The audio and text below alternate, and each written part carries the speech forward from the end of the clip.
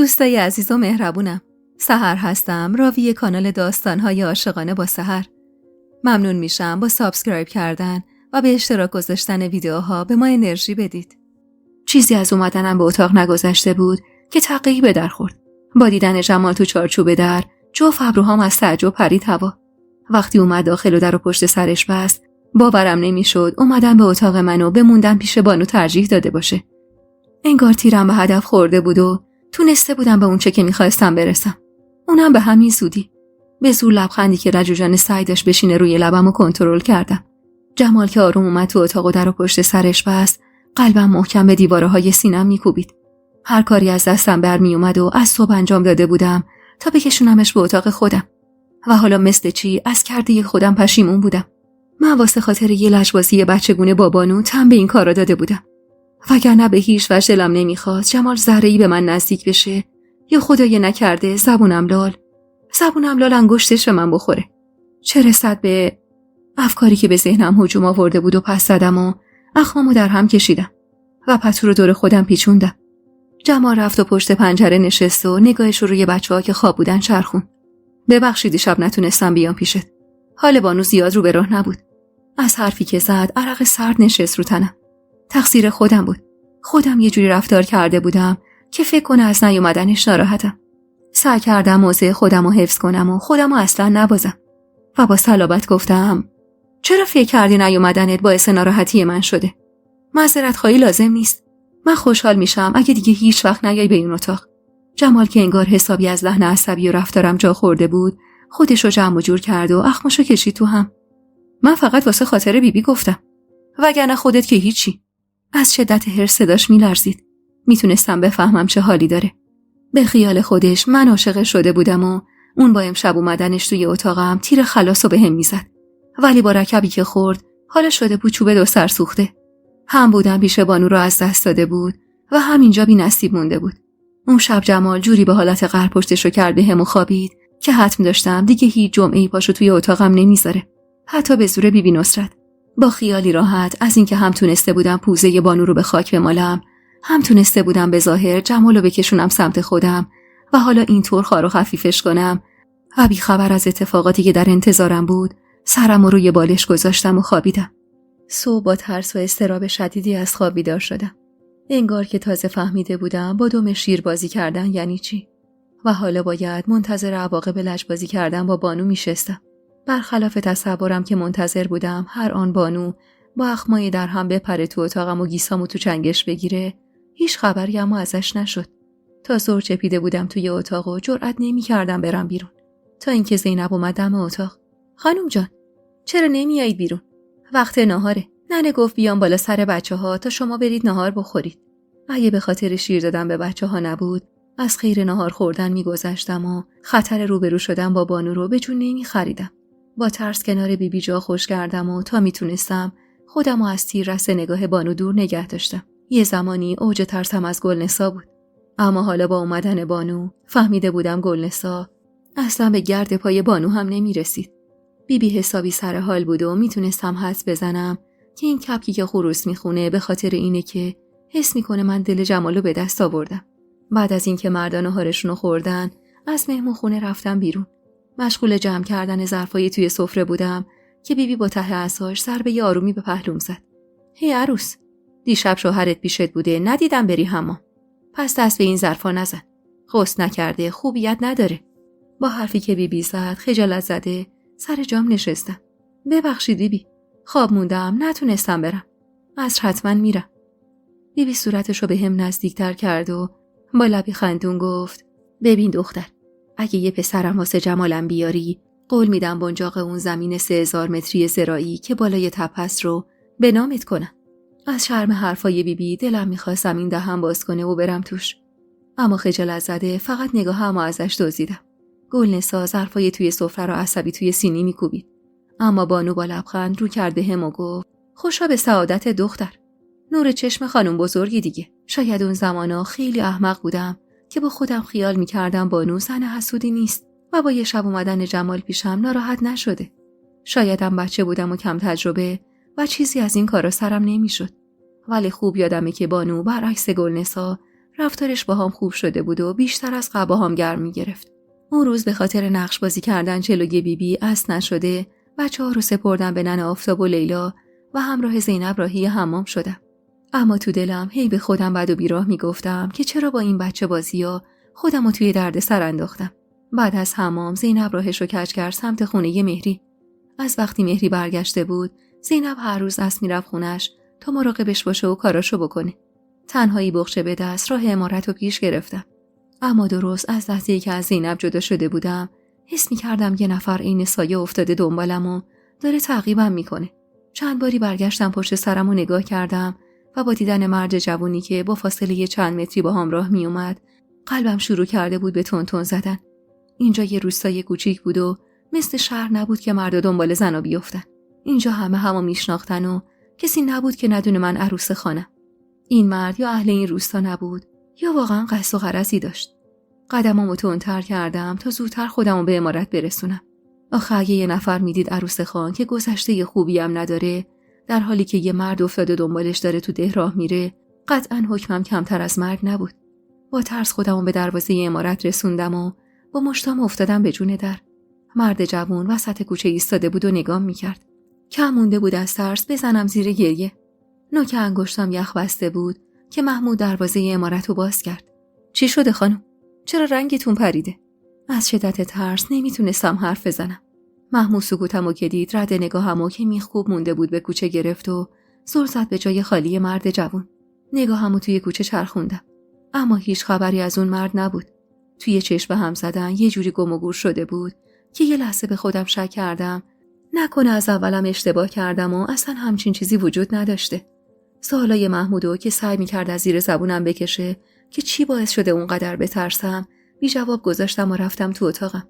اواخر تابستون بود و هوا سوز داشت، اما نه اونقدر که من به لرز بیفتم و تب کنم. کنج اتاق به خودم پتو پیچیده بودم و دندونام از سرما به هم میخورد و صدا میداد. همه خیال میکردن به خاطر اینکه دم تاریکی رفتم همون یخ کردم، اما خودم خوب میدونستم از ترس اون مرد جوان تب و لرز افتاده به جونم. نندم به ساعت میومد سراغم و یه جوشونده یه داغ با نبات به خوردم میداد. لیلا هم به دستور بیبی بچه‌ها رو برده بود توی اتاق خان بابا تا مبادا سرماخوردگی من بهشون سرایت کنه.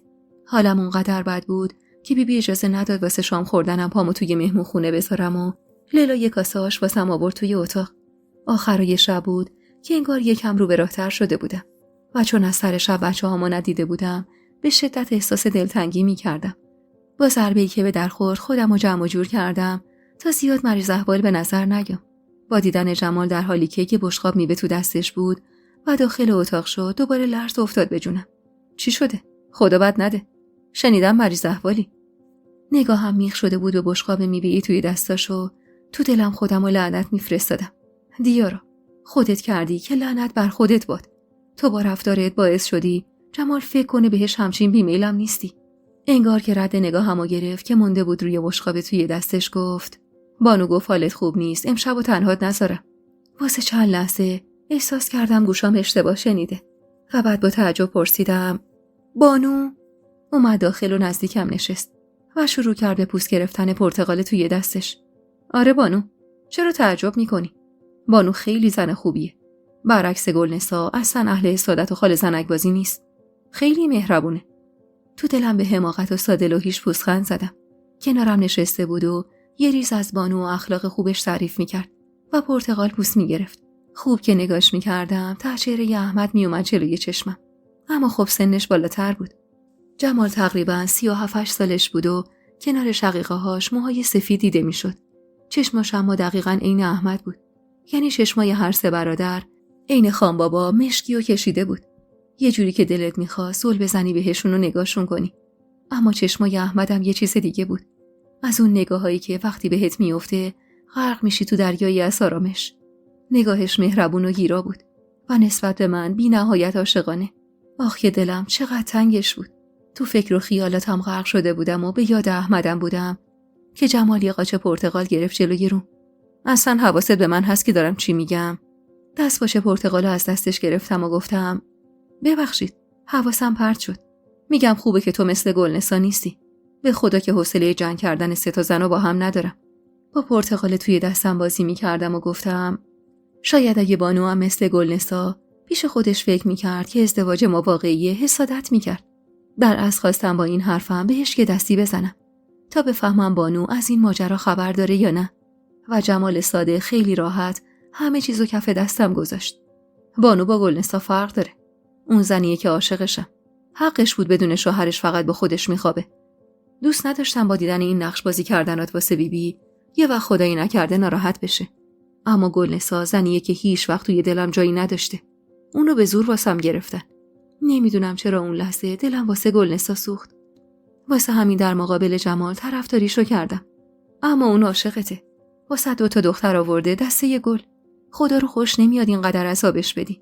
جمال با تعجب نگام کرد و شروع کرد بلند بلند خندیدن. حالا چی شده؟ تو پشتی اونو میگیری. انگار یادت رفته چجوری میخواست چیز خورد کنه. سعی کردم به روی خودم نیارم که از اینکه این ماجرا رو میدونه تعجب کردم و گفتم شاید اگر منم جاش بودم همین کارو میکردم. توی این عمارت هیچ کس با خودش و دختراش رفتار خوبی نداره. جمال با دقت نگام کرد. ولی من مطمئنم تو هیچ وقت همچین کاری نمی‌کنی. عمرن تو بتونی با جون یه مادر و بچه‌هاش بازی کنی. اگرم می‌بینی توی این عمارت رفتار هیچ کسی باهاش خوب نیست، به خاطر کارای اشتباه خودشه. وگرنه اون اوایل که پاشو گذاشته بود توی این عمارت، کسی از گل کمتر بهش نمیگفت. در ضمن اون عاشق من نیست. عاشق ارث و میراثمه. زنی که این همه سال به خاطر من توی یه خونه خراب زندگی کرده، اونه که عاشقمه. میفهمی که چی میگم؟ مات برده نگاش میکردم. جمال به بانو ایمان داشت و من نمیتونستم با 4 کلوم حرف بانوی واقعی رو بهش نشون بدم. گلنسا زمانی که تو زن برادرم بودی چیز خورد کرد. ولی بانو با اینکه تو حووشی منو میفرسته تو اتاقت که وقتی مریضی تنها نباشی. اینه فرق این 2 زن.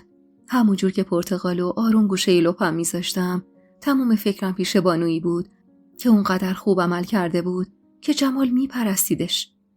این زن اینقدر خانومه که بهم گفت من دخترزام، ولی دیارا پسرزاست. سعی کن باهاش خوب باشی تا واسط پسر بیاره. از حرفی که جمال زد آب پرتقال پری توی گلومو به سرفه افتادم. اونقدر سرفه کردم که اشک از چشمام را افتاد. جمال ترسیده با مشتش محکم پشت کمرم ضربه میزد. بعد از چند لحظه حالم جا اومد، اما تمام فکرم پی بانو بود. یعنی چی تو اون سرش میگذشت که این حرفو به جمال زده بود؟ اون شبم خدا رو شکر مثل شبای دیگه جمال رخت خوابش رو گوشه اتاق پهن کرد و با خیال راحت خوابید. اما من از فشار فکر و خیالای توی سرم و دوری از بچه‌هام تا خود صبح خواب چشمم نیومد. نمیدونم چرا، ولی به شدت از بانو ترسیده بودم. زنی که اصلا به قیافش نمیومد اهل این کارا باشه. ولی خوب میدونستم که این ظاهرسازیاش همه از سیاستشه و پشت این نقاب ساده و مهربون معلوم نیست که چیا پنهون شده. صبح وقتی جمال رخت خوابش رو گوله کرد کنج اتاق و رفت به کارش، هنوز خواب چشمام نیومده بود. با بدن درد شدید و حس کوفتگی از رخت خواب دل کندم و رفتم پی بچه‌هام. صدای اهالی عمارت از توی مهمون خونه می اومد که داشتن ناشتایی می خوردن. رفتم سمت اتاق خان بابا. بچه‌ها کنار چراغ نفتی خواب بودن. دلم پر می کشید واسه دیدنشون. به سختی جفتشون رو بغل گرفتم و راه افتادم سمت اتاقم. دختر، کجا داری میری؟ نمیگی یهو به بچه‌هام سرما میدی؟ اینا جسم و جون ندارن که. ننه سینی ناشتایی توی دستش پشت سرم ایستاده بود. حتما میخواسته واسم ناشتایی بیاره. مهربون نگاش کردم و گفتم حالم خوبه. سرما نخورده بودم. دیروز تو راه حموم یه سگ دنبالم کرد. خیلی ترسیدم. فکر میکنم واسه اون تب کرده بودم. زخماشو کشید تو حموم، فاصله‌شو با هم کمتر کرد. مگه بچه‌ای؟ آخه سگم ترس داره. هوا که سرد میشه این طرفا پر گرگ و شغاله. سگ که خوبه. تو دیگه باید به همه چیز این روستا اخت بگیری. خانم بزرگ شدن که الکی نیست دخترم. همونجور که ننه واسم حرف میزد، 2 تایی رو افتادیم سمت اتاق. ناشتاییمو که شیر داغ و نون تازه دستپخت ننه آفتاب بود، کنار بچه‌ها و ننه خوردم. ننه در حالی که وسایل صبحونه رو جمع و جور میکرد، رو کرد بهم. حالا که خوب سیر شدی، پاشو بچه‌هاتو شیر بده. که این 2 طفل معصوم از دیشب خوراکشون فقط آب برنج بوده. اول از همه بهار رو در آغوش گرفتم. با چشمای درشتش که نگام میکرد، دلم براش ضعف میرفت. بهار به شکل عجیبی شبیه خودم بود. دقیقاً همون بهار آرزوهای احمدم. کاش احمدم بود و بهارش رو میدید. اما حیفا و دریغا. بعد از اون ماجرای تب کردن و اومدن سرزده جمال تو اتاقم و شنیدن حرفاش درباره بانو، همه باعث شدم بیشتر از قبل نسبت بهش حساس بشم و حواسمو بیشتر جمع کنم. تا اینکه یه روز است که زنونه دور کرسی نشسته بودیم و عصر رو نمیخوردیم، بانو خیلی بی مقدمه گفت: خانم بزرگ، ببخشید که بیادبی میکنم، ولی اگه اجازه بدین میخوام یه چیزی بگم. مطمئن بودم این خانم بزرگ صدا کردن بیبیم از روی سیاستش بود، چون همه بیبی صداش میکردیم و فقط بانو بود که خانم بزرگ صداش میکرد. بگو بانو جان مادر، چی میخوای؟ بانو با من و من کردنی که من به شدت حس میکردم ساختگیه گفت: راستش اگه یه نگاه به بچه‌های من و گلنسا خاتون بندازین، متوجه میشین که ما جفتمون دخترزاییم و عرضه پسر آوردن نداریم. ولی خب دیارا خاتون مثل ما نیست. ماشاءالله با این سنش با یه شکم 2 بچه آورده. اگه شما صلاح بدونید میخوام جمال وقت بیشتری با دیارا بگذرونه تا شاید خدا یه اولاد پسرم نصیب اون کنه. هرچی باشه اون خانه بعدی این روستاست. بهتره که وارثش از خونه خودش باشه. بیبی با دقت به حرفای بانو گوش میکرد و بقیه با دهن باز از تعجب سر زده بودن بهش. من اما هیچ از این کارش تعجب نکردم. نه به خاطر اینکه قبلا از دهن جمال شنیده بودم، بلکه به خاطر اینکه حس میکردم دست بانو واسم رو شده و از حقه ها و نقشه هاش با خبرم. بیبی خوشحال از پیشنهاد عاقلانه بانو قندون پر از قند و روبروش گرفت. ای مادر، قربون اون دهنت برم که مثل قند شیرینه. خدا حفظت کنه. به خدا از وقتی اومدی تو این عمارت انگار زندگیمون جون گرفته. تو دلم به بیبی و این همه سادگیش خندیدم. گلنسا ناراحت یه گوشه کرسی نشسته بود و با استکان چای توی دستش بازی میکرد و سکوت پیشه کرده بود. اون روز بیبی جلوی چشم همه اعلام کرد که جمال 4 روز در هفته مهمون اتاق من باشه. با اینکه میدونستم یه کاسه زیر نیم کاسه بانوئه، ولی اینکه نمیدونستم دقیقاً هدفش از این کارا چیه، خیلی در عذاب بودم. قطعاً که اگه من یه وارث واسه جمال می آوردم، هیچ نفعی واسه اون نداشت و همین موضوع به شدت منو گیج میکرد. تازه از اون طرف جمال گفته بود بانو میدونه هیچ ارتباطی با من نداره، پس این اراجیفو واسه چی به هم میبافت. تقریباً 1 ماهی از اون روز میگذشت و در هفته 4 شب رو جمال تو اتاق من سحر میکرد. 4 شبی که بازش واسه من تموم میشد. قبلا که یه شب بود راحت‌تر میتونستم باهاش کنار بیام، اما حالا هر شب تو اتاق خودم معذب بودم. هرچند جمال کاری به کارم نداشت و پشتشو میکرد و میگرفت میخوابید، اما خب بازم دوست نداشتم. از طرفی هم من مجبور شده بودم تعداد دفعات حموم رفتنم و الکی بیشتر کنم تا پیش بیبی زن خوب و کاربلدی به چشم بیام و به قول جمال کمتر اونو بازخواست کنه. اما یه چیزی که اون روزا عجیب فکر و ذهن منو به خودش مشغول کرده بود و ترس عجیبی به جونم انداخته بود، اون مرد جوون ناشناس بود. مردی که درست وقتایی که تنهایی میرفتم همون دنبالم میکرد و وقتایی که تنها نبودم هیچ خبری ازش نبود. جوری شده بود که از ترس هر دفعه یه نفر رو مجبور میکردم با هم بیاد همون. اما اون روز از اون روزایی بود که هر کسی مشغول کار خودش بود و کسی حوصله و وقت اینو نداشت که همراه من بیاد همون. دیگه از این همون رفتنای بی خودی خسته شده بودم و بدتر از اون مرتیکه‌ای بود که هر روز دنبالم میکرد و دلهوره عجیبی به جونم مینداخت. شال پشمی رو دورم پیچیدم و بخشه هموممو زیر بغلم زدم. قصد داشتم تموم هوش و حواسمو جمع کنم تا بفهمم اون مرد از کجا و کی سر و کلش پیدا میشه.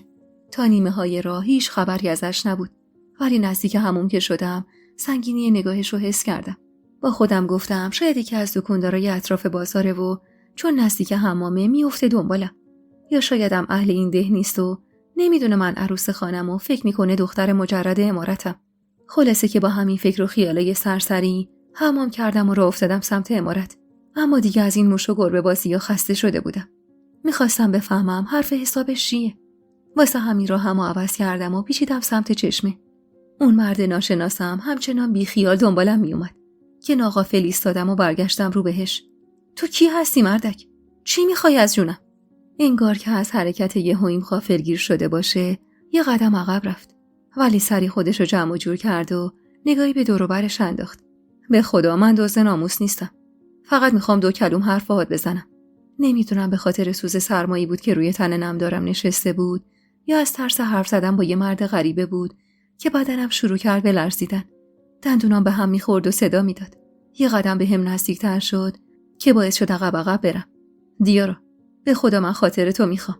از قبل اینکه زن این جمال بیشرف بشی من خاطرخوات بودم، ولی خان قبول نکرد.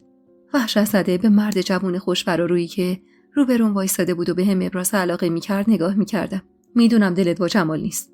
به خدا قول میدم خوشبختت کنم. اصلا تو فقط قبول کن. من تا آخر عمر نوکری خودت و بچه‌هاتو میکنم. قلبم تو سینم بیقراری میکرد. نه به خاطر حرفای عاشقونه‌ای که اون مرد جوان میزد. نه اصلا. بلکه به خاطر ترس از بی‌آبرو شدن بود.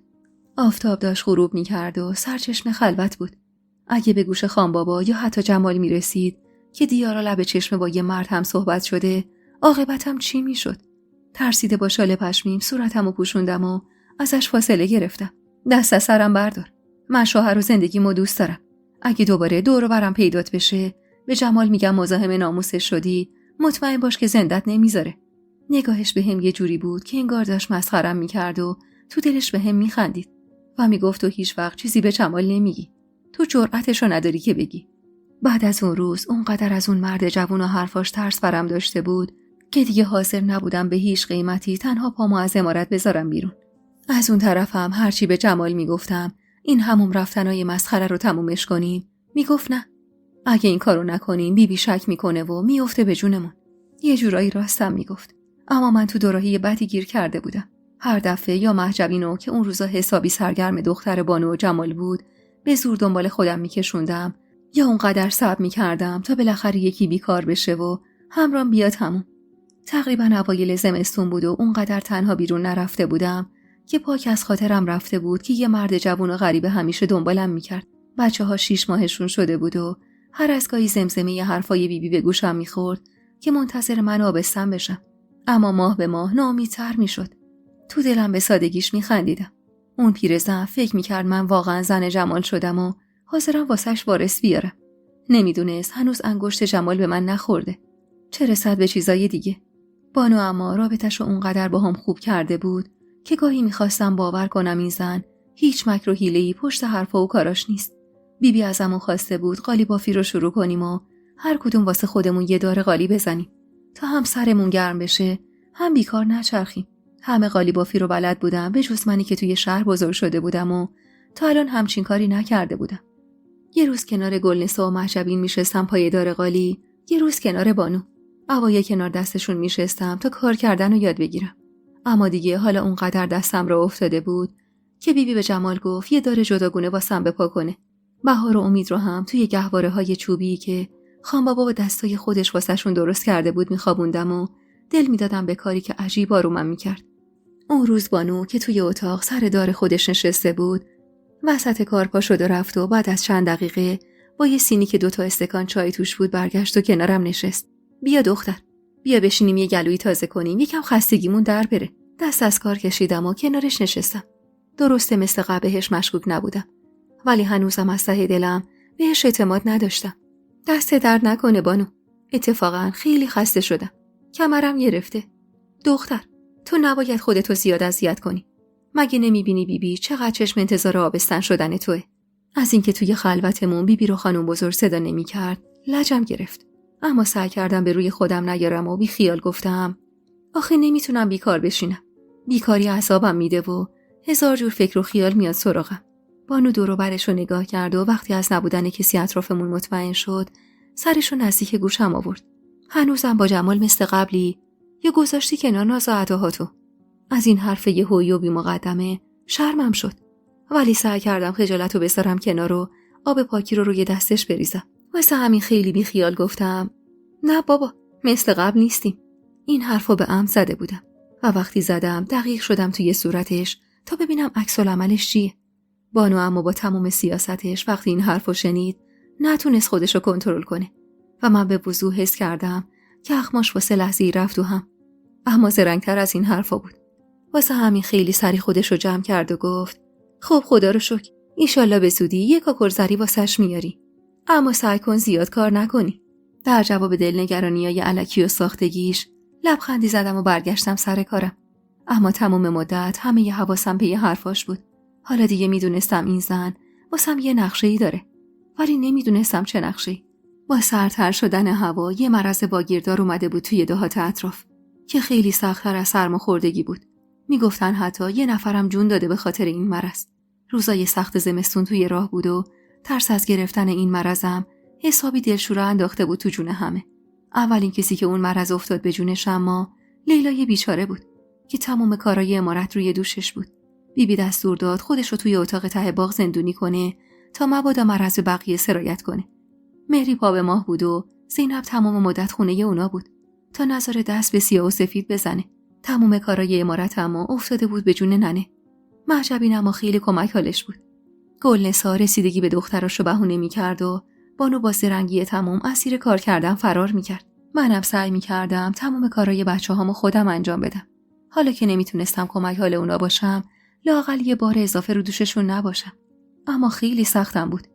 نگهداری از 2 بچه 6 ماهه دستنها خیلی به هم فشار می آورد. جوری که بعضی روزا از شدت خستگی میشستم و گریه می‌کردم. گریه واسه تنهایی و بیکسی خودم. واسه غریب بودنم. واسه اینکه توی اون دنیای به اون بزرگی دیگه هیچ کسی رو نداشتم. اون روزا که لیلا نبود تازه میفهمیدم چقدر کمک حالم بوده و نبودش چقدر میتونه سزاوار باشه. نگاهی به کوه رختچرکای بچه‌ها انداختم که کنج اتاق روی هم تلمبار شده بود. اینجوری نمیشد. باید خودم دست به کار میشدم. لیلا یه روز در میون رختا رو میبر لب جوی آبی که از چشم میومد و میشست. اما حالا وقتش بود خودم دست به کار بشم. بچه‌ها رو سپردم به مهجبین و لباس گرم تنم کردم. هر چقدرم ننه اصرار کرد که بذارم رختا رو خودش ببره بشوره یا حداقل زینب رو خبر کنه تا بیاد ببره، قبول نکردم. آخه هوا حسابی سرد بود و این پیرزنم جونی تو تنش نبود که بخواد با آب یخ رخت بشوره. زینبم که دستش بند مهری بود و دلم نمیخواست خبرش کنم بیاد اینجا و مهری رو تنها بذاره که خدای نکرده یه وقت اتفاقی بیفته و همه از چشم من ببینن. واسه همین بدور از چشم بیبی رختا رو توی یه لگن بزرگ ریختم و گذاشتم رو سرم. مطمئن بودم اگه بیبی ببینه قطعاً مخالفت میکنه. تازه نهار خورده بودیم و همه واسه چرت قیلوله رفته بودن. آفتاب وسط آسمون بود. ولی با این حال تا پامو گذاشتم بیرون از عمارت، سوز سرما نشست روی تنم و دندونام شروع کردم به هم خوردن. راه زیادی رو باید تا چشمه میرفتم. رختا هم زیاد بودن. واسه همین قدممو تندتر برمی‌داشتم که تا آفتاب غروب نکرده خودمو برسونم عمارت. بیبی همیشه میگفت خورشید که میره تو خونش زنم باید تو خونش باشه. منم میخواستم به موقع تو خونم باشم. اما چیزی که واسم عجیب بود خلوتی بیش از حد روستا بود. اولش واسم عجیب بود. اما بعدش یادم افتاد که مردم روستا اونقدر از این مرض واگیردار میترسیدن که حاضر نبودن به این راحتی پا از خونه هاشون بیرون بذارن. اینو قبلا از جمالم شنیده بودم. لگن رختا رو وسط جوی گذاشتم تا لباس خوب نم بکشن. این اولین باری بود که من این کارو میکردم.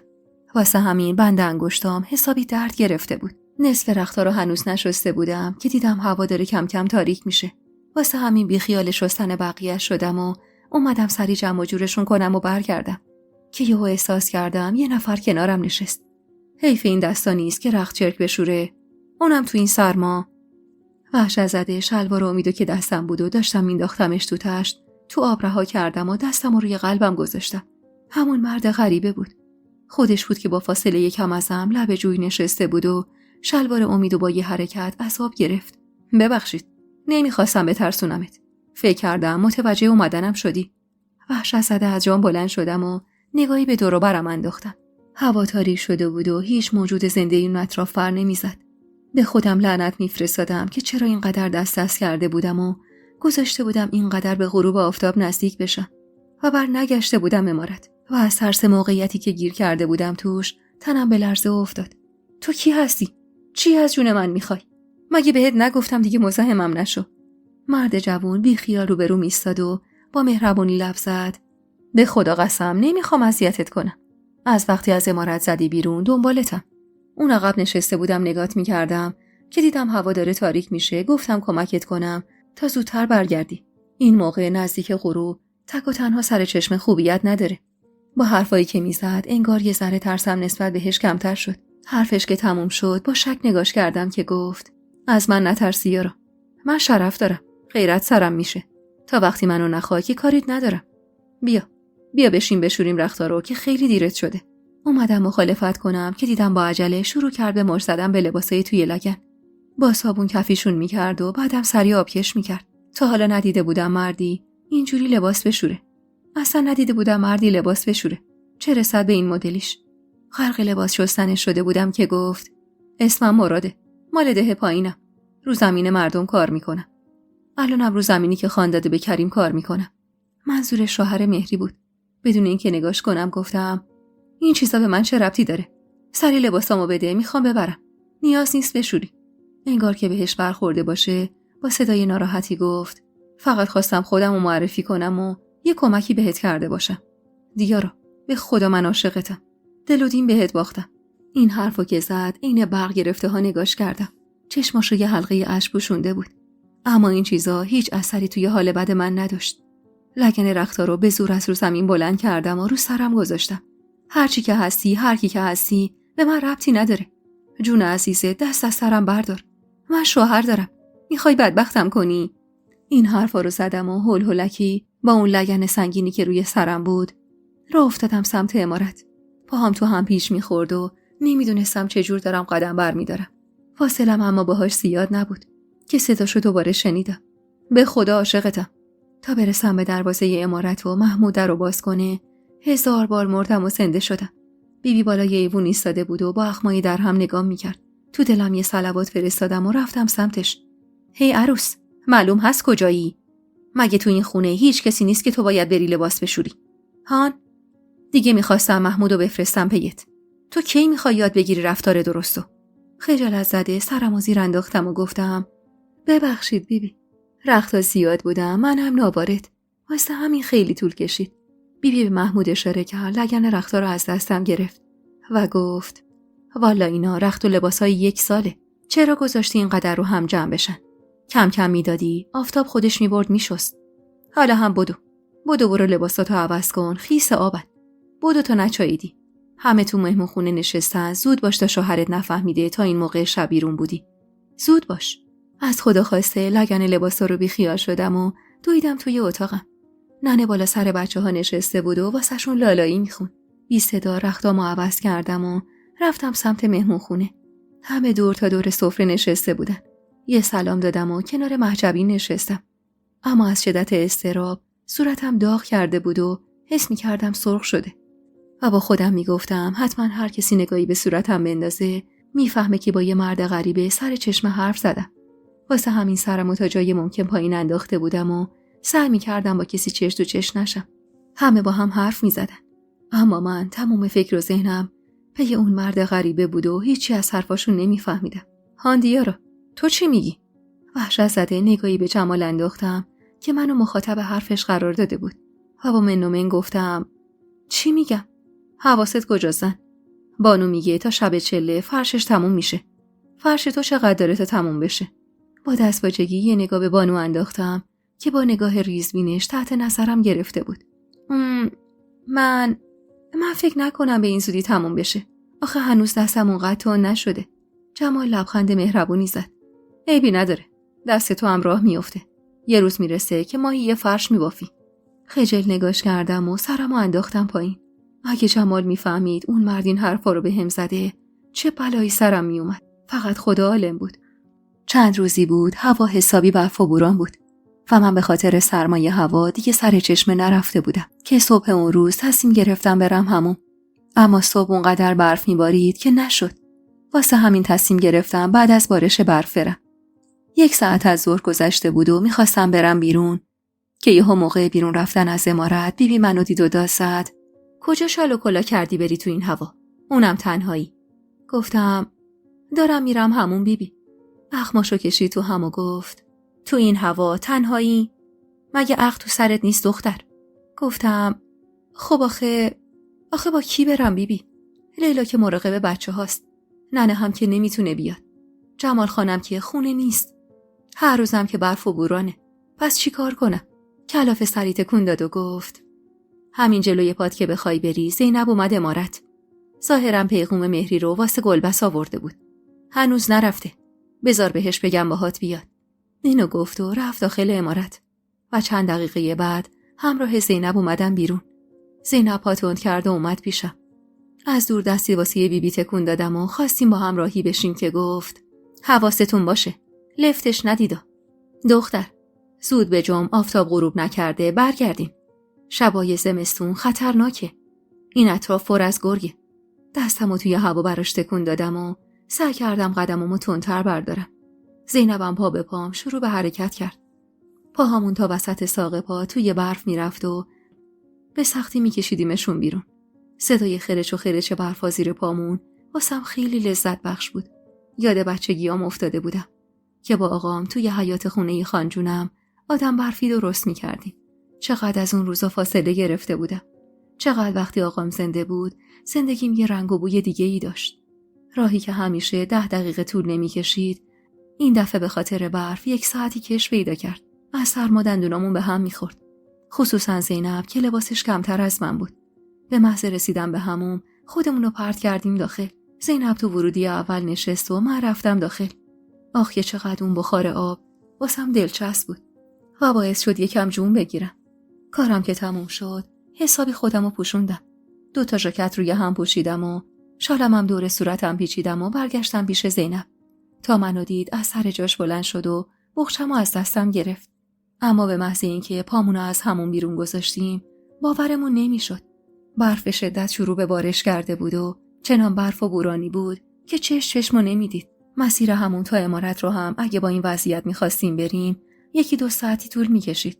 زینب که حالت استیصال منو دید رو کرد به هم و گفت خانم جان، با این وضعیتی که پیش اومده و این برف و بوران شما هم با این تن و بدن خیس اگه بیاید بیرون حتما میچایید. خانم جان، اگه اجازه بدید من تنهایی برگردم عمارت و بگم رجب با گاری بیا دنبالتون. اصلا از اولم نباید پیاده می اومدیم. با گاری می اومدیم بهتر بود. نگاهی به بیرون انداختم و رو کردم به زینب. نه زینب، آخه تو چجوری تو این هوا بری؟ یه وقتی اتفاقی واسط میفته. نیفتی دست و پات بشکنه. نه خانم جان، نگران نباشید. من بچه ی روستامو به این چیزا عادت دارم. مسیر رو هم خوب بلدم. به چم و خم و چاله چوله هاش بهتر از شما اشراف دارم. اجازه بدید تا هوا تاریک تر از این نشده سری برگردم عمارت. همینطوریشم اگه الان را بیفتم نزدیکای غروب میرسم. با اینکه دلم نمیخواست زینبو بفرستم اما اونقدر اصرار کرد که بالاخره قبول کردم. زینب راهی شد و من همونجا منتظر نشستم. رفتن زینب همان و برنگشتنش همان. ساعتی رو منتظرش موندم و وقتی دیدم هیچ خبری ازش نشد دلنگران از سر جام بلند شدم. شالمو محکم دور صورتم پیچیدم و تصمیم گرفتم راه بیفتم. اما همین که پامو گذاشتم از همون بیرون متوجه شدم دمای هوا اونقدر پایین اومده که اصلا قابل قیاس با زمانی که اومده بودیم نبود و برفایی که موقع رفتن به حمام به راحتی پاهامون توش فرو می رفتن حالا یخ بسته بودن. با ترس و لرز قدم برداشتم و راهی شدم. با خودم می گفتم اگه زینب تو مسیر براش اتفاقی افتاده باشه حداقل من می بینمش و شاید کمکی از دستم واسش بر بیاد. بدنم هنوز مرطوب بود و سرما بیشتر خودشو به هم نشون میداد. نمیدونم به خاطر سرما بود یا ترس از موندن میون راه که اشکام دونه دونه روی گونه ها میریخت و باعث میشد لپام به خاطر شوری اشک و هوای سرد به سوزش بیفته. موجه های بلند و مشکیم که به خاطر اشک خیس شده بودن یخ بسته بود و روی پلکم سنگینی میکرد. صدای زوزه گرگا که از دور دست به گوش میرسید ترسمو چند برابر کرده بود. جوری که دیگه به حقیق افتاده بودم و پشیمون بودم که چرا راهی شدم. اصلا پشیمون بودم که چرا اجازه دادم زینب بره. هر دو باید توی همون میموندیم تا بالاخره یکی بیاد دنبالمون. چراغی که بیبی محض احتیاط زینب گفته بود با خودمون برداریم دست زینب بود و اون باهاش رفته بود و من هیچ چراغی نداشتم که جلوی پامو ببینم. با اینکه هنوز غروب نشده بود و خورشید توی آسمون بود اما به خاطر شرایط هوا هیچ اثری از نور خورشیدم نبود. توی دلم به خودم دلداری میدادم که هیچ اتفاقی واسه زینب نیفتاده و منم کم کم میتونم به عمارت برسم که یهو صدای پایی که با قدمای محکم و بلند سمتم میومد باعث شد ذوق زده برگردم سمتش. نور چراغ نفتی که تو دست غریبه بود چشممو زد و دستمو جلوی چشمم گرفتم. اما اون لحظه به خاطر اینکه یه آدم توی اون شرایط دیده بودم اونقدر خوشحال بودم که ترسو کنار گذاشتم و ازش کمک خواستم. هی غریبه، کی هستی؟ کمکم کن. من عروس تیمور خانم. موندم تو راه. خیال میکردم اگه خودمو معرفی کنم زودتر کمکم میکنه. وقتی نزدیکم شد و با اخمای در هم نگام کرد یهو قالب توهی کردم. خودش بود. مراد. دیارا تویی؟ تو این هوای وحشتناک اینجا چی کار میکنی؟ عصبی ازش رو برگردوندم ولی اون لجوجانه راهمو سد کرد. با تو هم باید باهات حرف بزنم. یه کار مهم باهات دارم. خیلی مهمه. صدای بلند و لحن تندش باعث شد عصبی داد بزنم. برو کنار. مگه نمیگم دست از سرم بردار. پسش زدم و راهمو با قدمایی محکم‌تر ادامه دادم که داد زد. وایسا دیارا. اهالی اون عمارت واسط نقشه دارن. میخوام بدنامت کنن. با شنیدن این حرفش سر جام خشکم زد. با حرفی که از دهن مراد شنیدم احساس کردم قلبم از حرکت ایستاد و دست و پاهم شروع کردم به لرزیدن. با وحشت برگشتم و نگاش کردم. شالا از روی صورتش کنار زده بود و به قیافش نمیخورد بخواد شوخی کنه. صورتش تو همون ناراحت بود. میخواستم ازش بپرسم کی، ولی هیچ صدایی ازم در نمیومد.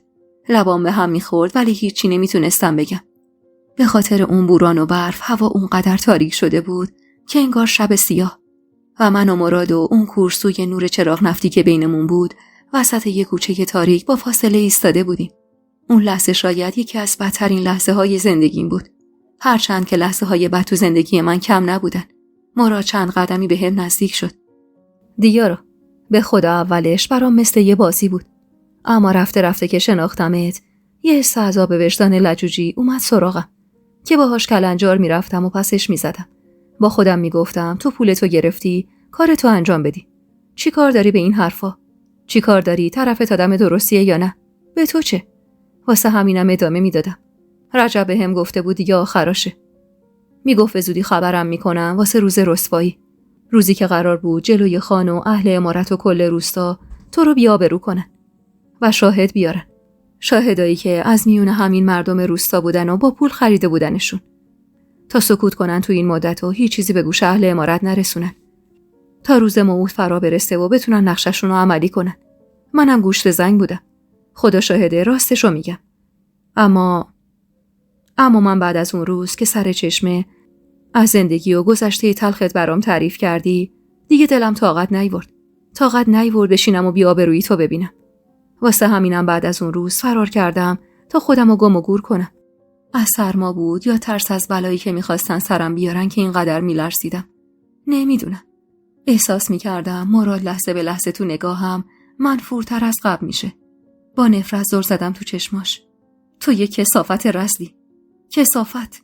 سرشو انداخت پایین و گفت هر چی بگی حق داری، ولی به خدا میخوام جبران کنم. واسه همینم اومدم همه چیزو بهت بگم. میخوام کمکت کنم. یه نفر توی اون عمارت هست که میخواد هر جور شده تو رو دک کنه.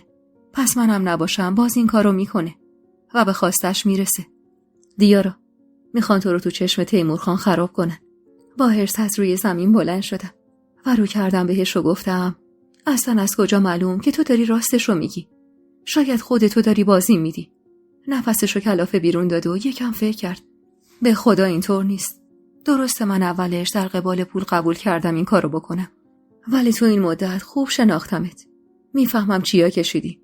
واسه همینم نخواستم دیگه ادامه بدم. واسه همینم بعد از اون روز فرار کردم و خودمو گم و گور کردم. اما اون نامردا رفتن سراغ مادرم و با جون اون تهدیدم کردن.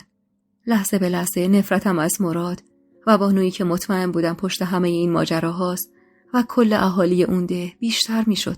ببین منو دیارا، میدونم نگرانی، میدونم ترسیدی، ولی من پشتتم. حاضرم هر کاری بکنم تا تموم این مدت جبران بشه واسط. تموم آزار و اذیتایی که بهت رسوندم. اونا منو با جون مادرم تهدید کردن. بساطتو جمع کن، فردا به بهونه رقص شستنی چیزی از عمارت بزن بیرون. بچه‌ها رو هم بیار. منم مادرمو که تموم دار و ندارم تو این زندگیه برمیدارم و با هم فرار میکنیم از این خراب شده. قول میدم دست هیچ کدومشون به همون نرسه. اگه نیای مجبورم تنهایی برم. اون وقت خودت میمونی و دامی که اون بیشرفا واسط پهن کردن. گریه هم بند اومده بود، ولی حالم لحظه به لحظه خرابتر میشد. بدون اینکه جوابشو بدم ازش فاصله گرفتم و راه رفتم به سمت عمارت رو پیش گرفتم. صدای فریاد شما توی خلوت شب پیچید و تکرار شد. فردا بعد از ظهر سر چشم منتظرتم. سرم از فشار افکار ناجور داشت میترکید. پاهام از سرما سر شده بودن و حسشو نمی کردم. هیچ خبری هم از زینب نبود. نمیدونم چقدر از غروب گذشته بود، ولی من دیگه توان راه رفتن نداشتم. توی همون حال بدم و توی اون برف و بوران یهو از دور نور چراغی رو دیدم که به هم نزدیک میشد. پاهام سوس شد و روی زمین افتادم. اما چند لحظه بعد یه گاری کنارم وایستاد. به هر بدبختی بود چشم انداختم ببینم کیه. که دیدم اون رجب نامرد و جمالن. جمال دستپاچه و عصبانی از روی گاری پرید پایین و اومد سراغم. توی اون حال بعد، در حالی که جمال عصبانی بود که چرا امروز واسه همون رفتن انتخاب کردم، به این فکر می‌کردم که اگه جمال زودتر می‌رسید و منو کنار مراد توی کوچه می‌دید، چی در موردم فکر می‌کرد و چه چیزی انتظارمو می‌کشید. حتی فکر کردم به این موضوع هم باعث می‌شد تپش قلب بگیرم. با هر مصیبتی بود بالاخره به عمارت رسیدیم. اما تو خود عمارت یه بند جمال به جونم غر می‌زد. منم هیچی در جوابش نمی‌گفتم. به محض رسیدن به عمارت اما لباسامو عوض کردم و خزیدم زیر کرسی. اما سرم از هجوم افکار شوم داشت میترکید. 2 ساعت بود زیر کرسی بودم، ولی از اضطراب حرفای مراد هنوزم بدنم میلرزید. اصلا از کجا معلوم راست گفته باشه؟ هان، شاید اینم یه تل است. شاید اینم یه نقشه از طرف بانو باشه واسه اینکه شر منو از سر خودش و زندگیش کم کنه. آره، حتما یه تل است. اما اگه راست باشه چی؟ حتی اگه 1% هم حرفاش درست باشه، زندگیم نابود میشه. اون بی‌شرفا بی‌آبرو میکنن و بچه‌هامو ازم میگیرن. اصلا تموم قصد بانو همین بود که صاحب بچه‌های من بشه و پسرمو خودش بزرگ کنه تا بعداً خودش بشه خانم عمارت. مطمئن بودم خان بابا و بیبی با این کارم کنار نمیان و نمیتونن از سر تقصیرم بگذرن. اینا واسه گذشته‌ای که داشتم اونجوری با هم تا کردن. اون هم زمانی که احمد زنده بود. الان دیگه مطمئن بودم مجازاتم کمتر از مرگ نیست. اما یهو با خودم گفتم غلط کردن. چطور میخوان ثابت کنم من با اون مرد سر و سر داشتم؟ اصلا مگه داشتم؟ هر چقدرم شاهد بیارن میگم دروغ گفتن. میگم اون مزاحمم میشد. نمیتونستم که خودم رو اینجا حبس و زندونی کنم که این مردی که مزاحمم نشه. تازه من کی بهش محل داده بودم؟ فقط همون یه بار که واسه اینکه دست از سرم برداره از گذشتم واسش حرف زدم. ولی نه. اما آیا خان بابا و جمال حرف یه زن با گذشته ناجوری مثل من رو باور میکنن یا مردم ده خودشون؟ معلومه که حرف اونا رو باور میکنن. خدایا خودت به دادم برس. من جز بچه‌هام کسی رو ندارم. اگه از دستشون بدم قطعاً دق میکنم و میمیرم. اون شب هرچی ننه اصرار کرد تا بذارم بچه‌ها رو ببره پیش خودش تا اگه خدای نکرده چاییده باشم به اونا سرایت نکنه. اما من قبول نکردم. فکر این که ممکنه از فردا دیگه نبینمشون عین یه کابوس افتاده بود به جونم. شب از نیمه گذشته بود و کل اهل عمارت به خواب رفته بودن. اما من نشسته بودم و اشک میریختم و بهار امیدم و نگاه میکردم. خدا را شکر اون شب نوبت اومدن جمال به اتاق من نبود و من میتونستم راحت به بدبختیای خودم فکر کنم. چرا من اینقدر احمق بودم؟ چطور حتی 1% متوجه نقشه‌های شوم بانو نشده بودم؟ چطور نفهمیده بودم درست بعد از اون جریانی که قرار شد جمال 4 شب در هفته پیش من بخوابه یهو سر و کله اون مرد پیدا شده بود؟ چرا اونقدر ساده‌لوح و خوش باور بودم که فکر می‌کردم اگه به اون مرد محل ندم و سرم به کار خودم گرم باشه هیچ اتفاقی واسم نمی‌افته و هیچ کسی نمیتونه بی‌آبرون کنه. و هزار چرای دیگه که عین خوره افتاده بودم به جونم. اون شب وقتی برگشتم عمارت تو مسیر رفتم به اتاقم یا اون چشمم به بانو افتاد و متوجه شدم که داره بهم پوزخند میزنه و تو دلش مسخرم میکنه. اصلا انگار مهجبینم یه جورایی خبر داشت، چون با یه غم عجیبی نگاه میکرد. اونقدر فکر کرده بودم که خل شده بودم. آخه مهجبین چه کار به این کارا داشت و از کجا میخواست بفهمه؟ سرم از فکر و خیال داشت میترکید. بچه‌ها تو خواب تکون میخوردن و معلوم بود که شیر میخوان. واسه همین پا شدم برم مطبخ یه چیزی بذارم تو دهنم. آخه سر شب ننه هرچی واسم آورد دهنم اصلا باز نمیشد و از خوراک افتاده بودم. اما الان دلم داشت ضعف میرفت. باید بچه‌ها رو هم سیر میکردم. همه خواب بودن و هیچ صدایی جز صدای گرگای توی بیابون که از دور دستها به گوش میرسید به گوشم نمیخورد. عمارت تاریک بود و با نور چراغ نفتیایی که راه و بیراه آویزون شده بودن تونستم خودمو برسونم به مطبخ. گرسنه بودم ولی میلم به چیزی نمیرفت. یه دونه خرما گذاشتم تو دهنم و از مطبخ زدم بیرون. توی اون تاریکی شب وقتی داشتم برمیگشتم به عمارت متوجه نور کمسویی چراغ نفتی شدم. انگار کار خدا بود که اون موقع شب بچه‌ها شروع کنن به بیقراری و منم دلم ضعف بره. واسه همین مجبور شدم پاشم برم مطبخ و توی راه چشمم به اون نور بیفته و کنجکاو بشم. گوشامو که تیز کردم احساس کردم چند نفری دارن با هم پچ میکنن. یهو دلم آشوب شد و یه نیرویی بهم گفت برم سمتشون تا ببینم چه خبره. واسه همین پاورچین خواستم برم سمتشون. هوا تاریک بود و اون قسمتی که میخواستم برم جز مسیرای کم تردد باغ بود. واسه همین مطمئن بودم برفای روی زمین یخ بسته بودن و اگه پاروشون میذاشتم قطعاً از صدای شکسته شدن یخ زیر پام متوجه حضورم میشدن. واسه همین مجبور شدم ایوونو دور بزنم تا برسم به نزدیکترین قسمت به باغ. جلوی پنجره مهمونخونه ایستادم. خودمو چسبوندم به دیوار تا یه وقت سایم به خاطر چراغی که اونجا آویزون بود روی زمین نیفته. درست اون طرفتر از ایوون زیر درخت‌ها ایستاده بودن. نمیتونستم چهره‌هاشون رو ببینم ولی صداشون تقریبا واضح میومد. ببین رجب، تو فقط حواست به مراد باشه. چارچشمی مراقبش باش. اگه دست از با خطا کرد کت بسته بیاره شمارت. من خودم بلدم چجوری ببندمش ویدیو رو. با دست لبامو چنگ زدم تا مبادا صدایی ازم در بیاد. پس خودش بود. درست حد زده بودم. بانوی لعنتی بود که داشت واسه رجب خط و نشون میکشید و من از ترس جرأت تکون خوردن نداشتم. بانو، یه وقت دست خودمون رو نشه. اگه تو بری و حرف بزنی اون وقت میگن ما از کجا میدونستیم. اون وقته که اگه نتونی درست جوابشونو بدی جای دیارا دخل ما دوتا رو میاره. از امارت پرتمون میکنن بیرون. با شنیدن صدای گلنسا قطره اشک لجوجی که توی چشمم نقش بسته بود سر خورد و افتاد پایین. چقدر بدبخت و ساده بودم من که واسه این دل میسوزوندم. خیال تخت دختر، من جایی نمیخوابم که آب زیرم بره. اگرم یه وقت مراد خواست سرتق بازی در بیاره و اسمی از اهالی این امارت ببره که به ما شک کنن، داغ مادرش رو دلش میذارم. در ضمن قبل از اینکه بخوام بلایی سرش بیارن خودم کمکش میکنم فرار کنه تا لو نره که از اهالی این امارت کسی اونو اجیر کرده. حالا دیگه مطمئن شده بودم همه ی حرفای مراد راسته. خدا کمکم کرد تا بفهمم راه درست چیه و راه غلط کدومه. بی صدا برگشتم توی اتاقم و در حالی که بچه‌هامو سیر می‌کردم تا خود صبح اش ریختم.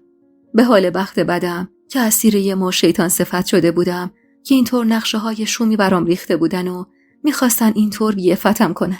تا صبح هزار جور فکر ناجور اومد تو سرم. دیگه موندن توی اون امارت واسه من جز بدبختی چیزی نداشت. امروز و فردا بود که منو به اون مرد ببندن و آبرو و حیثیتمو ببرن. بعدم یا جونمو میگرفتن یا اگرم جونمو نمیگرفتن از اون امارت پرتم میکردم بیرون و تا بچه‌هامو ازم میگرفتن. منم بدون بچه‌هام زندگی واسم پشیزی ارزش نداشت. تا الانشم که دوام آورده بودم فقط و فقط واسه یادگاریای احمدم بود. هوا روشن شده بود و من هنوز همونجوری نشسته بودم و فکر میکردم. مراد درست میگفت. باید میرفتم یه جایی که دست هیچ کس بهمون نرسه. تصمیممو گرفته بودم. میخواستم برم و راحت بشم از شر این جماعتی که به خاطر مقام و اسم و رسم حاضر بودن هر کاری کنن. نمیدونم چقدر از بیدار شدن اهالی امارت گذشته بود که ننه با یه سینی پر از خوراکی وارد اتاقم شد. بیا دختر، بیا بشین یه چیزی بخور که از دیشب تا حالا هیچی نخوردی. یکم جون بگیری. من نمیدونم این دوتا طفل معصومو چطور شیر میدی. تمام فکرم پی نقشه فرار بود که ننه رفت و مهجبین با دستای پر سرک کشید توی اتاق. زن داداش، من دارم میرم خونه مهری. امروز فردا وقت زایمانشه. میخوام کنارش باشم. زورکی یه لبخند زدم. برو عزیزم، سلامش رو هم برسون. اونا چیه تو دستت؟ یکی از سبدا رو کشید بالا و گفت ننه دوباره طبق معمول کلی خوراکی گذاشته واسش ببرم. تو نمیای؟ آخه دلش واسه تو و بچه‌ها تنگ شده. ولی خب خودت که بهتر میدونی. به خاطر اون وضعیت و شکم برآمده‌اش دوست نداره جلوی بیبی تاب بخوره. حرف از دهن مهجبین بیرون نیومده. واسه یه لحظه یه فکری به سرم زد و سری گفتم چرا میام، ناشتاییمو بخورم میام. یکی از سبدا رو بذار من میارم. اما آخه تو با دوتا بچه چطور میخوای سبدو بیاری؟ لبخند تصنعی زدم و گفتم کاریت نباشه. دوتا فسقلی که بلند کردنشون کاری نداره. سبدو هم میندازم تو آرنجم. مهجبین از خدا خواسته ای که از سبدا رو گذاشت زمین و رفت. دل تو دلم نبود. یه لقمه نون پنیر گذاشتم تو دهنم و هرچی تو سینی بود و پیچیدم لای نونو گذاشتم لا دستمال. کهنه بهار و امیدو عوض کردم و لباسای تمیز تنشون کردم و بهشون شیر دادم تا سیر شن. کلا بچه‌های آرومی بودن. انگار خدا توی این یه مورد دیده بود تنهام دوتا بچه صبور نصیبم کرده بود. و البته که از این بابت همیشه خدا رو شاکر بودم. دستامون لحظه‌ای که بچه‌ها رو عوض می‌کردم از دلشوره می‌لرزید. هرچی پول توی این مدت بابا خان یا جمال بهم داده بودن و پس انداز کرده بودم رو از توی صندوقچم در آوردم و گذاشتم توی یقه لباسم. سچل خودم و بچه‌ها رو هم کنار گذاشتم.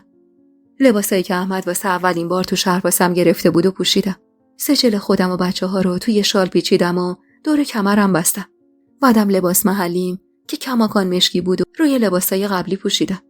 سبدی که مهجبین گذاشته بود رو هم داخل صندوقچه‌ام ریختم و سبد خالی رو برداشتم و چند دست لباس واسه بچه‌ها و پتوی امید رو هم روش گذاشتم و از اتاق زدم بیرون. دور و بر رو نگاه کردم تا کسی نباشه و قصد رفتن کردم. اما نه، دلم نمی اومد بدون دیدن بابا خان از عمارت برم. آخه کم خوبی در حقم نکرده بود.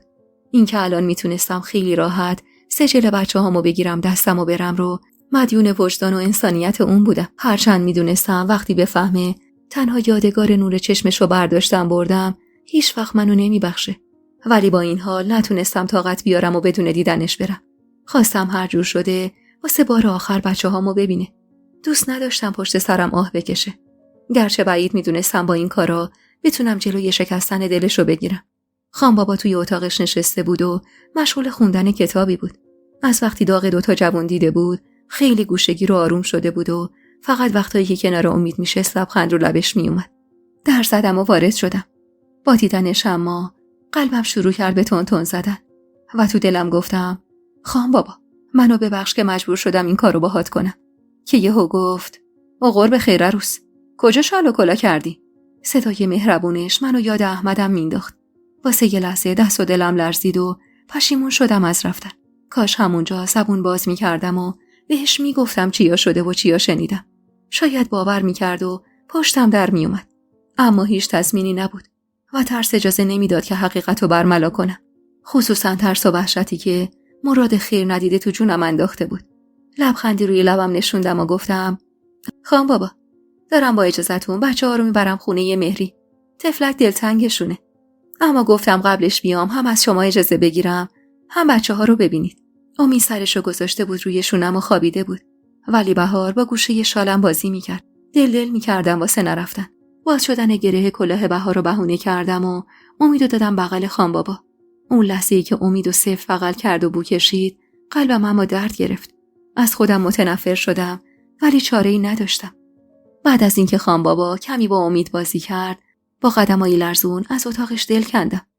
چقدر دلم میخواست بغلش کنم و واسه همه خوبیایی که در حقم کرده بود ازش تشکر کنم. هرچند نمیدونستم این آخرین دیدار ماست یا تو را گیر میافتم. هرچی که بود دل کندم و اومدم بیرون. توی اون عمارت هیچ کسی اندازه خان بابا واسه من ارزش نداشت که بخوام واسه خداحافظی باهاش وقت تلف کنم. واسه همین قبل از اینکه کسی سر راهم سبز بشه از عمارت زدم بیرون.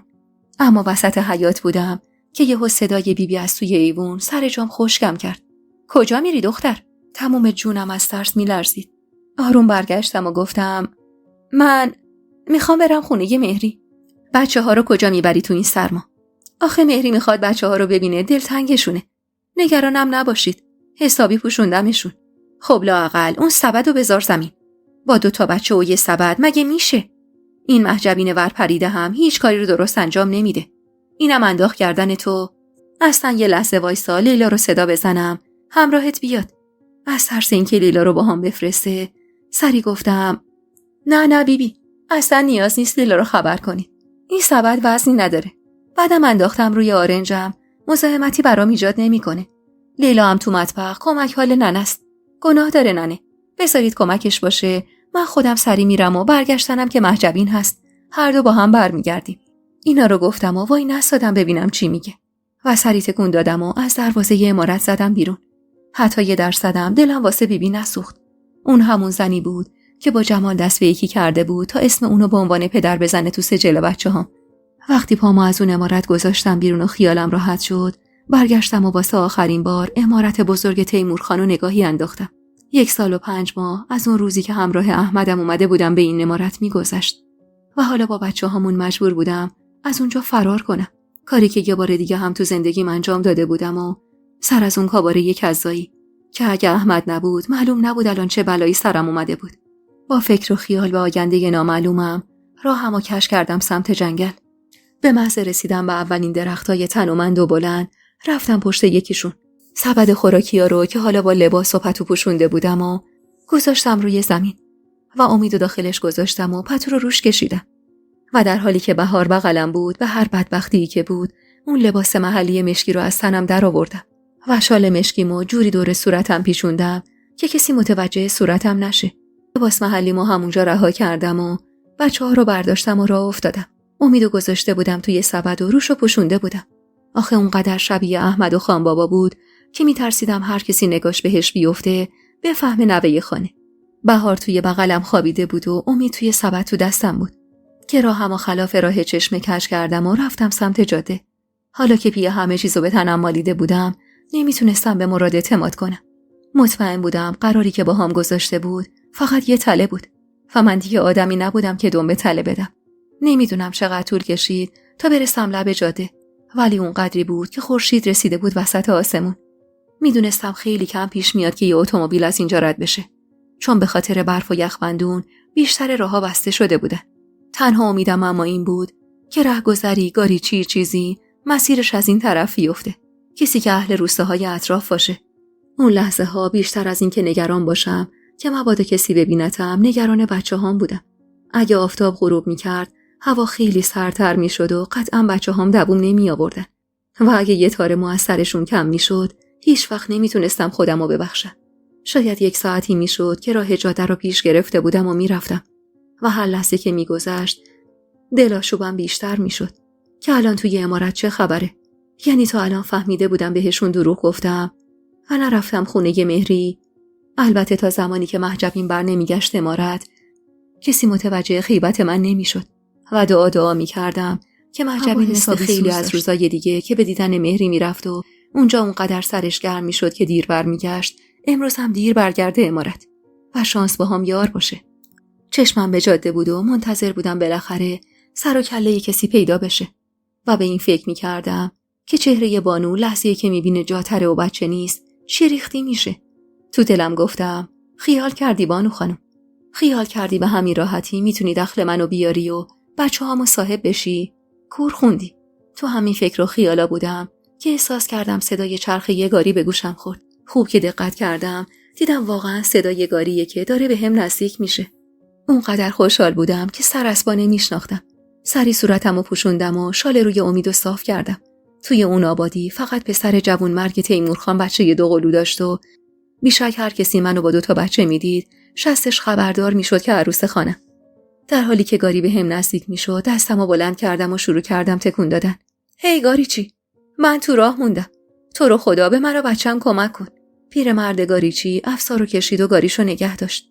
تو کی هستی زن؟ این موقع روز وسط جاده چی میخوای؟ سعی کردم مثل محجبین وقتایی که میخواست با هم فارسی حرف بزنه ولی لهجه داشت حرف بزنم تا کمتر به هم شک کنه.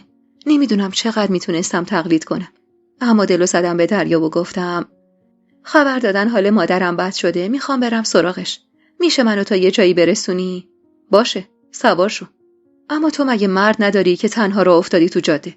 همونجور که سوار گاریش میشدم گفتم مردم رفته شهر پشت برف گیر کرده. حالا مادرت کدوم ده هست؟ دست باچه شدم. هیچ جایی رو این اطراف بلد نبودم. اولین چیزی که به فکرم رسید اسم ده کریم بود. واسه همین ذوق زده داد زدم و اسمشو گفتم. باشه، مسیرم همون طرفیه. من مال 2 تا ده بالاترم. از گندی که زده بودم لجم گرفت. اگه اسم ده رو نداده بودم میتونستم تا آخر مسیر باهاش برم و تا جای ممکن از عمارت دور بشم. پشت گاری پیرمرد نشسته بودم و تمام حواسم پی امید بود که مبادا بیدار بشه. پیرمرد آواز محلی سر داده بود و با خیال راحت سر جاش نشسته بود و هر از گاهی ضربه‌ای به حیوان زبون بسته میزد.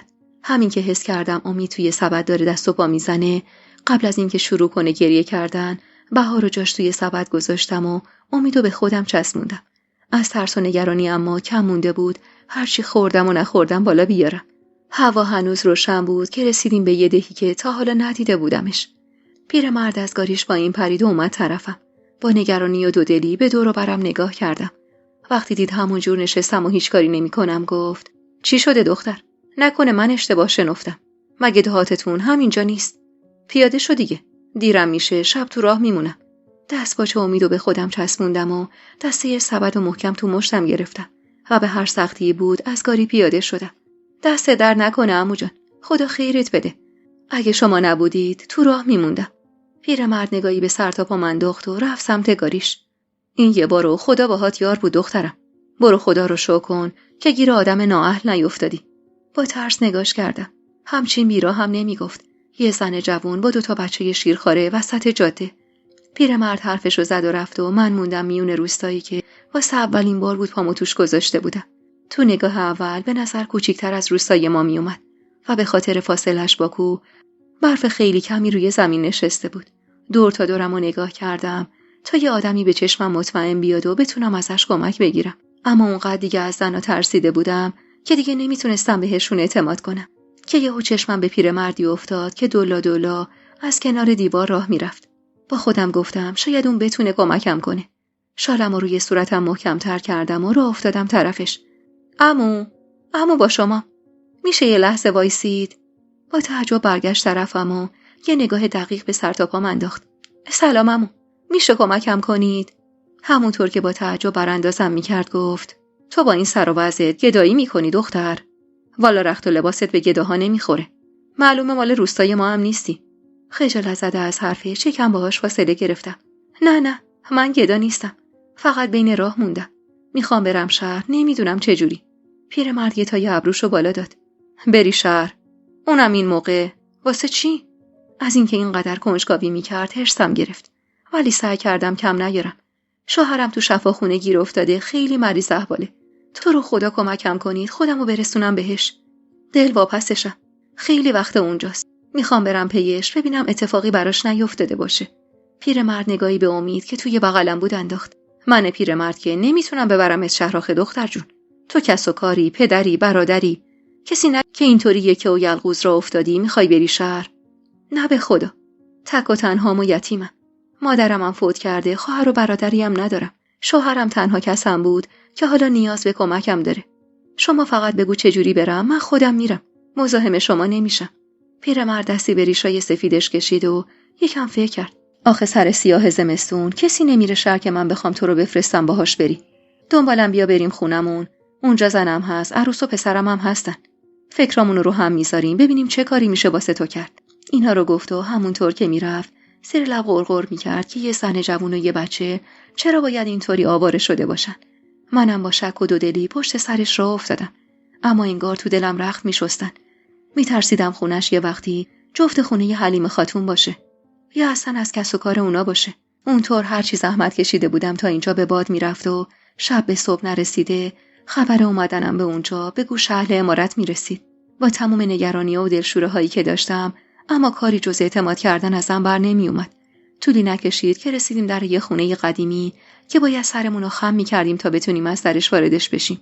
خورشیدم دیگه کم کم داشت غروب می‌کرد که پیرمرد در رو با پاش هل داد و همونجور که دلا دلا میرفت تو خونه ازم خواست دنبالش برم. زیر لب بسم اللهی گفتم و پشت سرش خم شدم و رفتم تو خونه. یه حیاط کوچیکی که سر تا سرش رو برف پوشونده بود. صدای همهمه و شلوغی که از توی خونه می اومد باعث شد نفس عمیقی از سر آسودگی بکشم که از چشم پیرمرد مخفی نموند. دختر، ما غیرت داریم. واسه ناموس یکی دیگه دندون تیز نمی‌کنی. خیالت راحت. خجالت زده سرم و زیر انداختم. کاش میشد بهش میگفتم من از ترس نامردی یه مشت آدم بی غیرت و بی شرف کارم به اینجا کشیده. واسه همینه که اینطور میترسم. پیرمرد با صدای بلند اهالی خونش رو صدا زد. زن، عروس، کجایید؟ بیایید که مهمون داریم. قلبم تون تون میزد و دعا میکردم که هیچ کدوم از اهالی اون خونه آشنا نباشن. آشنای کریم، شوهر مهری. اول از همه 3-4 تا بچه ریز و درشت از اتاق زدن بیرون و با جیغ و داد شروع کردن از سر و کول پیرمرد بالا رفتن. خیر باشه پیرعلی. خانم کی هستن؟ خجالت زده به پیرزنی که دم اتاق ایستاده بود و با دقت نگاه میکرد نگاه کردم و مظلوم سلام دادم. گل خانم، بیا که مسافر بین راهی برات آوردم.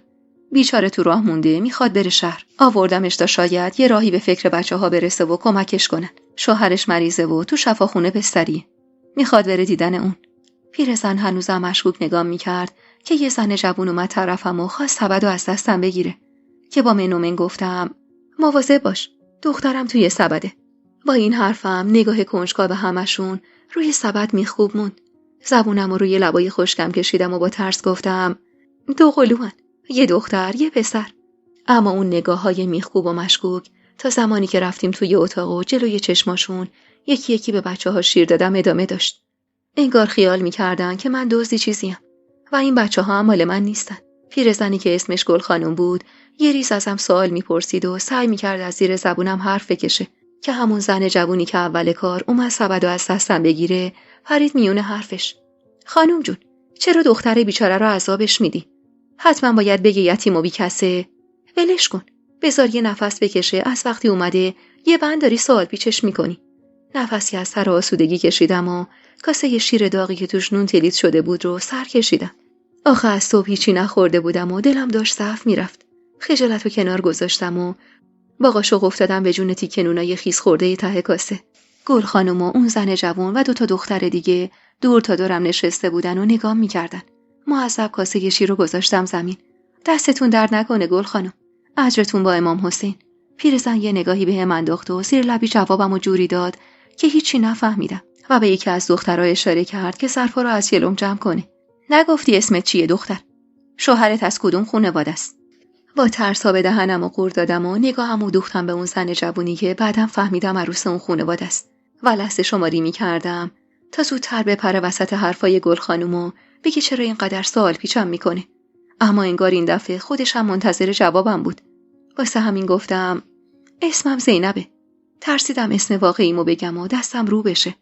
پیرزن خواست دوباره شروع کنه به سوال پرسیدن که یهو در خونه باز شد و همزمان با حجم زیادی از هوای سرد پیرمرد با همراه مردی هم سن و سال جمال اومدن توی اتاق. خجالت زده خودمو جمع کردم و منتظر نگاهمو دوختم بهش که داشت کلاه و کت محلیشو در می آورد. آخه خدا، مردیم از سرما. دختر، پاشو برو 2 تا چایی بریز، تموم جونمون یخ زد. بیقرار زل زده بودم به پیرمرد که با خیال راحت خودشو زیر لحاف جا کرد. وقتی دیدم بی خیال تر از این حرفاست و قصد حرف زدن نداره، کلافه به حرف اومدم. ببخشیدمو. نمیگید چه خبر شد؟ راهی هست که منو بفرستید شهر پی شوهرم؟ اون الان به من احتیاج داره. به خدا اگه احتیاج نداشت مزاحم شما نمیشدم. پیرمرد اما با خیال راحت چای داغ توی دستشو آروم مزه کرد و لب زد. والا عمو جان، تو این برف و بوران هیچ کسی راهی شهر نمیشه، مگه اینکه عقلشو از دست داده باشه. مگه نه رضا؟ این حرفو خطاب به اون مردی که مطمئن بودم پسرش زد. ناامید نفسمو بیرون دادم که پسر پیرمرد رضا به حرف اومد. البته جز یه راه. اما نه، اصلا عقلانی و درست نیست. ولش کن. سوق زده نگاش کردم و با صدای بلند گفتم چه راهی؟ تو رو خدا نگید که نمیشه، چون من حتما باید برم. هر راهی باشه قبول میکنم. مرد جوون دستی به ریشش کشید و رو کرد به مادرش. پسر ننه سلیمه چند وقت از خدمت برگشته. فکر کنم تو 2-3 روز آینده وقت استراحتش تموم بشه و بخواد برگرده. میتونیم تا دم جاده با گاری ببریمشون و از اونجا به بعد با سربازا با اتول نظام بره شهر. پیرزن چنگی به صورتش زد. خدا مرگم بده. دیگه چی رضا؟ زن جوون مردمو بفرستیم لابلای یه مش سرباز که نه معلومه ننشون کیه نه آقاشون. با اینکه حرفای گل خانم حق بود و خودمم میترسیدم از این کار، اما پریدم میون حرفش. گل خانم، من از پس خودم برمیام. یعنی چاره‌ای ندارم. باید بر بیام. میترسم شوهرم از دستم بره. اون وقت با 2 تا بچه چی کار کنم؟ مرد جوون در تایید حرفم گفت ننه، ترس نداره که. مرتضی پسر ننه سلیمه هم باهاشه. هواشو داره. ولی خب بازم هرچی باشه کار خطرناکیه. من یکی که تاییدش نمی‌کنم. تا 1-2 ساعت هرچی گل خانم و شوهرش سعی کردن راضیم کنن که چند روزی بمونم پیششون تا راه باز بشه، قبول نکردم. چون میدونستم این راه کم 1-2 هفته طول میکشه تا باز بشه. از طرفی هم موندن توی اون روستا هر لحظه‌اش واسم ترس و دلهوره بود. میترسیدم به گوش خانواده شوهر مهری برسه. همون شب رضا پسر گل خانم شبونه رفتم خونه ننه سلیمه تا با پسرش حرف بزنه و بفهمیم که قراره برگرده سرباز خونه. دل تو دلم نبود تا از این خونه برم. بعد از چند دقیقه بالاخره رضا برگشت. هنوز درو نبسته بود که شروع کرد به حرف زدن. قراره پس فردا برن. اما میگه بعید میدونم قبول کنن که یه زن سوار اتول نظمیه بشه. اینو گفت و نشست. مستحصل نگاش میکردم که ادامه داد. اما من یه فکری دارم. به نظرم اگه یکم خشکه بذاریم کف دستشون احتمالاً کوتاه میان. امتحانش ضرری نداره. اونقدر سوق زده شدم که پریدم وسط حرفش. عیبی نداره. من یکم پس انداز داشتم که با خودم آوردم. حاضرم همه رو بدم بهشون. نگاهش کمی متعجب شد و گفت باشه.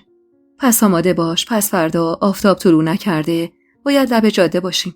اون شب از اضطراب و نگرانی آینده‌ای که در انتظارمون بود خواب به چشمم نیومد و همش به فرداهایی فکر می‌کردم که هیچ تصوری ازشون نداشتم. اون یه روز به هر سختی بود گذشت.